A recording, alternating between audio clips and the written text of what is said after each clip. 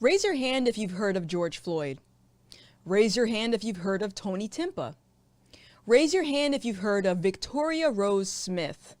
Raise your hand if you've heard of Breonna Taylor. Now, I don't expect everyone to know who all of these names are.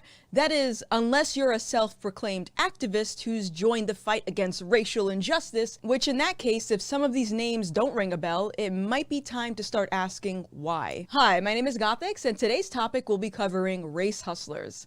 So, what is a race hustler exactly?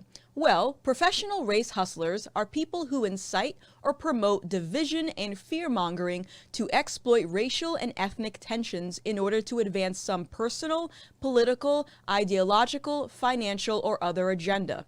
Going back in history, you'll find many public figures who've called out race hustlers. Booker T. Washington, a prominent black educator, was one of them. He said the following: "There is a class of colored people who make a business of keeping the troubles, the wrongs, and the hardships of the Negro race before the public. Having learned that they are able to make a living out of their troubles, they have grown into the settled habit of advertising their wrongs, partly because they want sympathy and partly because it pays. Some of these people do not want the Negro to lose his grievances because they don't want to lose their jobs." Race hustlers, race baiting, or race agitation can be found in various places, including politics, Hollywood, and the media, which I find to be the most damaging of them all. Going back to my original question, I asked you which of these names seemed familiar.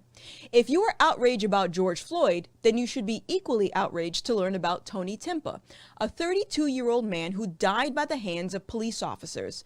Did I mention that the officers were also kneeling on him? But if you look at the coverage surrounding Tony Timpa, it's clear that the story wasn't treated in the same way as the coverage surrounding George Floyd. Race isn't mentioned anywhere in the story, and of course, Tony's death didn't spark international outrage.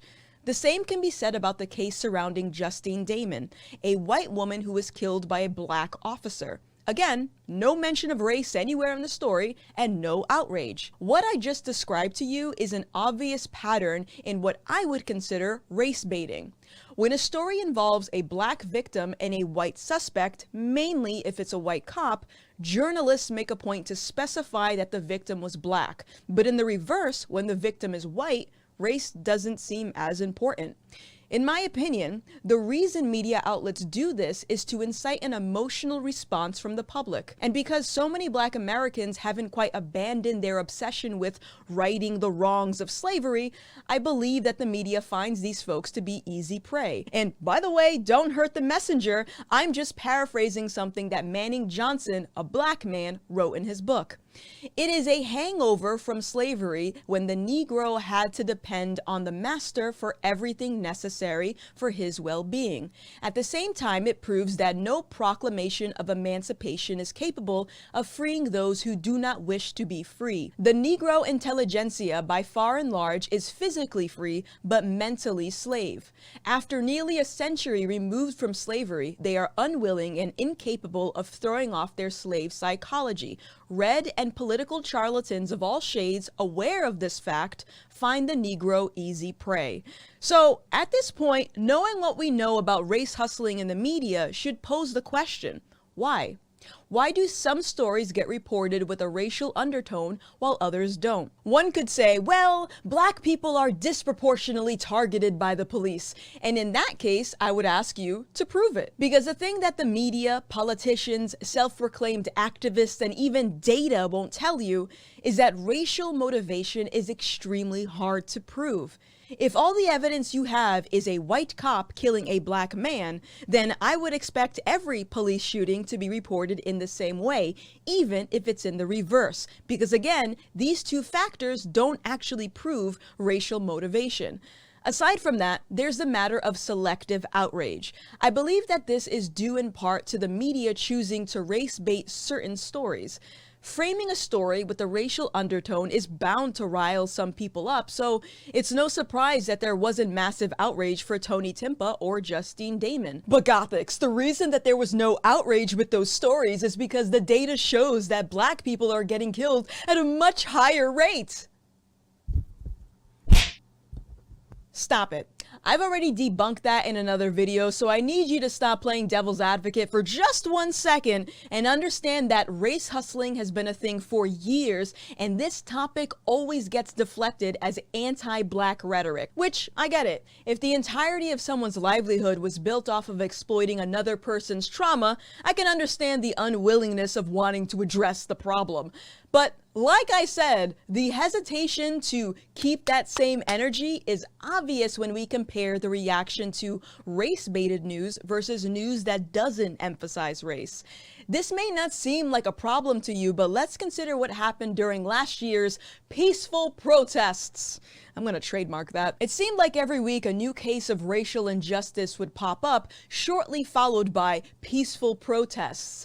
As I said earlier, when the media race baits their news coverage, I find it to be an intentional attempt to incite some type of an emotional response from the public. But realistically, breaking news is breaking news. So why would a viewer at home believe that they have all the answers to justify a protest, knowing that a formal investigation wasn't completed? This was especially true in the case of Jacob Blake, where peaceful protests followed in a matter of hours. Flash forward a few months later, and Jacob's on national television taking personal responsibility for his decisions that day. And if you consider the details surrounding some of the other cases tied to BLM's peaceful protests, you'll find a pattern. Bad choices. Bad personal choices. And although it's easy to blame those choices on the white man system, I believe that true anti-blackness comes from excusing bad behavior and encouraging black people to avoid self-reflection, which keeps the cycle going. If you're bad at your job, you'd expect your boss to give you some constructive criticism. If you're messing up in school, I'd hope that your teacher would try to help you. So I'm a little confused as to why people can't keep that same energy when it comes to the bad decisions that some people make in life, which could ultimately put them in harm's way. Why wouldn't an activist be inclined to help another person better themselves? That's a rhetorical question, by the way, because Booker T already answered that for us. Okay, so now that we talked about the media, let's talk about the activists. And just to be clear, I believe there are two types. Activists that legitimately want to do good in the world but may be ill-informed on a topic. And then, of course, the activists who exploit racial and ethnic tensions to gain a higher social status or line their pockets. Which is interesting because I've been accused of saying what I'm saying just for the sake of making a buck, while the same assertion can't be considered for those who make a living off of victimizing black people. At this point, you should know that I'm not a fan of Black Lives Matter for several reasons. One criticism that I had for this organization is that their donations are processed through Act Blue, a democratic fundraising platform, which is weird to me because I thought the topic of discussion was racial injustice, which isn't specific to one political party. So if it isn't a political movement, then I can't help but wonder why they wouldn't use something like GoFundMe, for example. To take it a step further, where's the money? Has any black person in America seen a single cent from Black Lives Matter? Nope, not you, Sir Major Page. Although you'd make a great poster child for a race hustler, I'm actually not talking about the Atlanta chapter of BLM. I'm talking about BLM Incorporated, the organization that spearheaded massive global protests. Where are those donations that Black America so desperately needs in the middle of a pandemic? While you're thinking about it, here's another quote from history. In his book, Color, Communism, and Common Sense, Manning Johnson describes his experience after abandoning the communist movement and explains how communists use certain blacks to achieve their ends.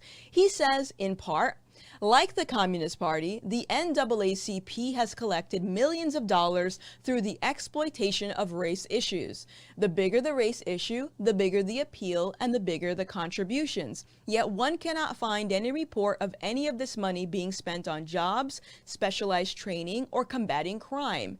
It is no accident that the NAACP is dubbed the National Association for Agitation of Colored People. The record speaks for itself: millions for agitation and not 1 cent for those things that win the respect and acclaim of other races and national groups. Did you find the money yet? No? Okay, while you're thinking about that, consider this. Why is it that prominent activists such as Al Sharpton, for example, seem to get richer and richer while the same people they advocate for are still broke, even years after activism? Does that not go through anyone's mind? Or how about the black multi-million-dollar celebrities who regurgitate the notion of victimhood and oppression to their fans? We're being hunted in the streets, says LeBron James as he types from his mansion that's specifically not located in the hood. Finally, let's talk about Black history and why I consider it to be selective Black history. As I mentioned in this video, Booker T. Washington and Manning Johnson are, in my opinion, pretty significant figures that should be talked about more often. If I had to add a few more names to that list, I'd also include the likes of Walter Williams and Tom Sowell. So in terms of Black history, why is it that these names get passed up while topics relating to the atrocities of Black slavery, Jim Crow, and racial injustice seem to be the focal point? Why do historical figures who believe in self-fulfillment or reject the idea of victimhood get little to no attention? I already know the answer to this, but you know what? Here's what Walter Williams had to say. The most damage done to Black Americans is inflicted by those politicians, civil rights leaders, and academics who assert that every problem confronting Blacks is a result of a legacy of slavery and discrimination. That's a vision that guarantees perpetuity for the problems. While we're at it, let's hear what Tom Sowell has to say.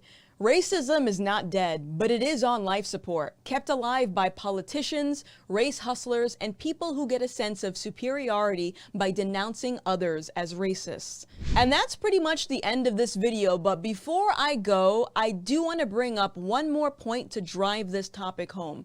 Going back to the media's selective and inconsistent news coverage, I'm curious, how many of you have heard about Victoria Rose Smith? Anyone? Well, Victoria was a white 3-year-old girl who was beaten to death by her Black adopted parents.